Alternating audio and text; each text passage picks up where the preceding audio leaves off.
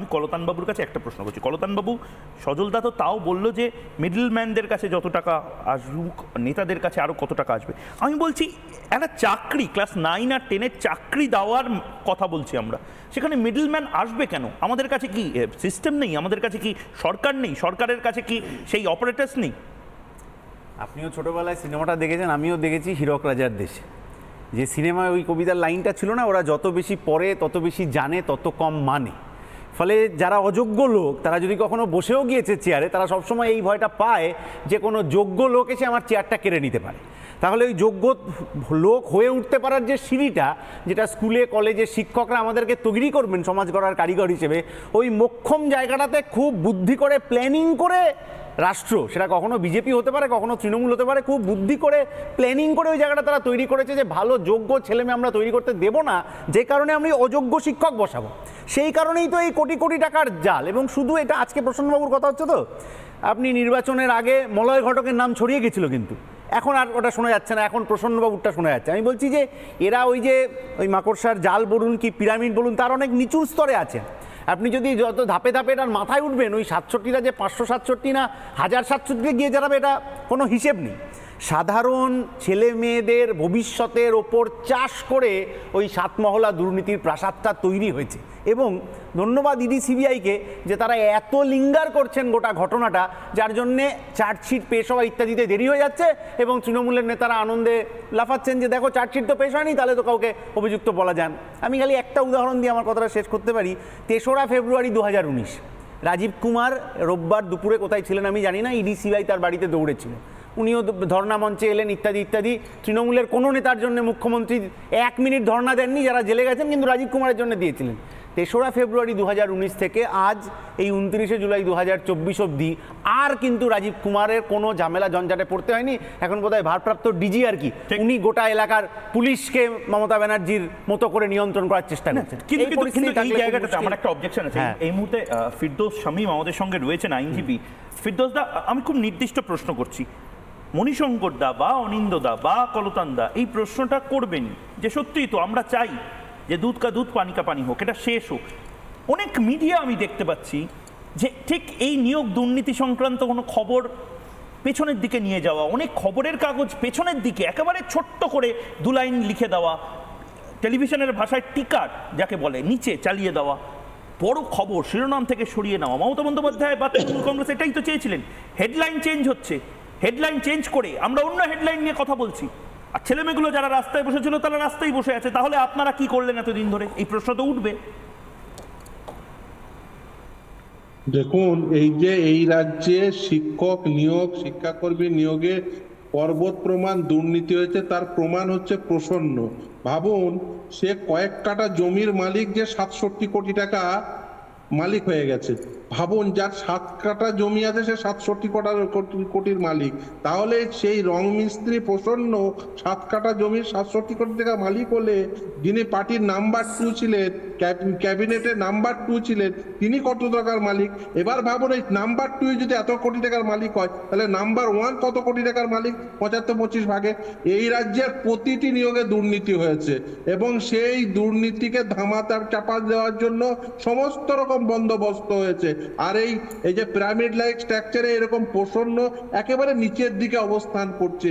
আরো অনেক প্রসন্ন পাবেন, একজন দুজনকে প্রসন্নের 67 কোটি টাকা হিসাব করছেন আপনি। নিয়োগ দুর্নীতিগুলো যদি এসএসসির নিজের ডাটার উপরে আপনি যদি রিলাই করেন, যে তারা যেটুকু স্বীকার করেছে তার সেটাকে যদি রিলাই করেন, তাহলেই দেখবেন কোন নিয়োগের ক্ষেত্রে বলছেন তারা নিজেরাই স্বীকার করছেন আপ টু 40% পর্যন্ত দুর্নীতি হয়েছে।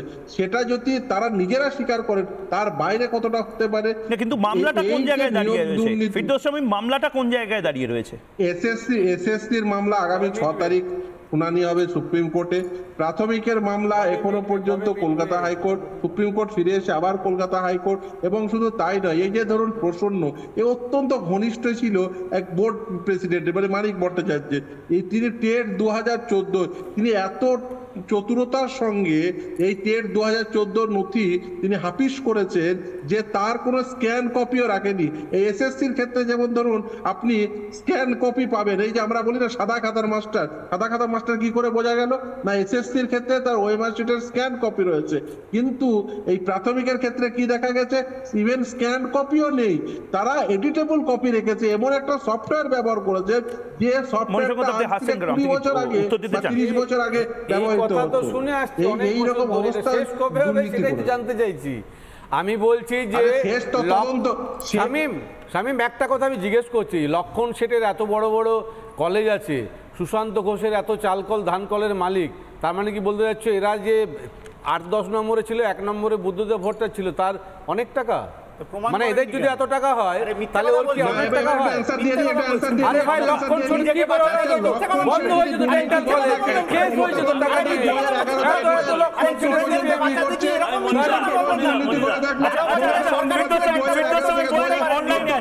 আমি তারপরে এখানে কি করছে মমতা বন্দ্যোপাধ্যায়? আমি বলছি সব সময় 10 নম্বরের কাছে কোটি কোটি থাকলেই যে 1 নম্বরের কাছে তার 10 ডবল থাকবে, এটা যুক্তি হতে পারে। ভালো পয়েন্ট, খুব ভালো পয়েন্ট। আমি এইটা বলছি। বেশ সজলদা, ফিরদৌস আমি বুঝেছি, বলতে সজলদা 1 নম্বর আপনি ঠিকই বলেছেন যে 10 নম্বরের কাছে থাকলে, হ্যাঁ 1 নম্বরের কাছে যে তার 10 গুণ থাকবে তা তো নয়। এটা তো সেই সিনেমা নয় যে বাপ নম্বরই বেটা 10 নম্বরই, সেটা নয়। আমার বক্তব্য হচ্ছে ঠিকই বলেছেন, কিন্তু কালীঘাটের কাকুর কাছ থেকে হ্যাঁ যে সম্পত্তিগুলো সিজ হয়েছে লিপস অ্যান্ড বাউন্স, সেটা তো কালীঘাটের কাকুর সম্পত্তি নয়, সে তো কারোর কাছে চাকরি করতো। সম্পত্তিটা তো 2 নম্বরের বা 2 নম্বরের পরিবারের। একদম ঠিক না বাবা, এটা যে মেনেছেন আর তার জন্য আপনাকে ধন্যবাদ। তারপর আমি উত্তরটা দেব, দেবেন তো। আমার বক্তব্য হচ্ছে 1 নম্বর 10 নম্বরের কাছে যাই থাকুক তার সঙ্গে 1 নম্বর সম্পর্কিত নয়, কিন্তু কালীঘাটের কাকুকে যে অপরাধে ধরে নিয়ে যাওয়া হয়েছে সেই অপরাধে আসল টাকাটা যার, সে এখনো বাইরে ঘুরছে, না দুর্ভাগ্যজনক।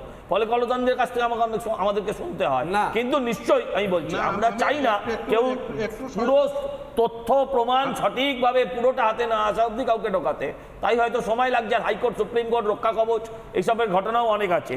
কিন্তু আমার প্রশ্ন হচ্ছে, আপনি কি মনে করেন যে কালীঘাটের কাকুই প্রকৃত অপরাধী?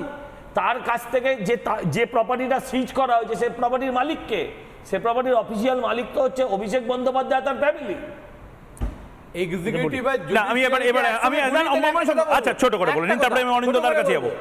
দুটোকে গুলিয়ে দিয়ে আমার কথা হচ্ছে যে এই কালীঘাটের কাকুর টাকাটা কার সেটা পশ্চিমবঙ্গের পুলিশ ইনভেস্টিগেশন করলে ঠিক মতো বোঝা যাবে না, যার জন্য সিবিআইডি করা হলো, যার জন্য আমি বলছি আবার ধরে দিচ্ছি হলো যা সম্পত্তি কালীঘাটের কাকুর যে টাকাটা পাওয়া গেছে সেটা লিপস এন্ড বাউন্সের, সেটা কোম্পানিটা কালীঘাটের কাকুর নয়। তদন্তটা যদি সিবিআইডি করে কার কোম্পানি, কোম্পানিটা কার, কোম্পানিটা কার বলছে তা ওই দেখুন কোম্পানির নাম বলেন কিন্তু মালিক বলতে চান না। আমি জানি না, শুনেছি অভিষেকের, শুনেছেন, আচ্ছা তাহলে যা পেপারে দেখছি আমি তার নয়। এবার আমি বলছি এই টাকাটা ঠিক কার, কত টাকা সম্পত্তি, পশ্চিমবঙ্গের পুলিশ দিয়ে হবে না বলে সিবিআইডি করা হয়েছে। এরপরে সিবিআইডি করে পরে তারা তথ্যগুলো দিতে পারছে না, হাইকোর্টে তিরস্কৃত হচ্ছেন। তাহলে আমার কথা হচ্ছে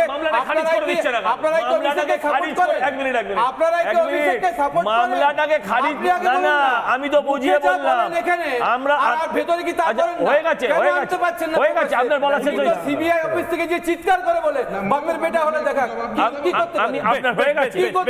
সত্যি তো আমি বলছি সাবসিকুয়েন্ট ডকুমেন্টস এভিডেন্স এখনো অতটা না থাকার ফলে এবং প্রতিদিন হাইকোর্ট তারপরে সুপ্রিম কোর্ট ডিভিশন বেঞ্চ পরপর করার ফলে এই মামলাটা লিঙ্গার হচ্ছে। আমরা তো বলছি তার জন্য আমরা দুঃখিত। ব্যক্তিগতভাবে চাই অরিজিনাল যে অ্যাকিউজ তিনি ধরা পড়ুক।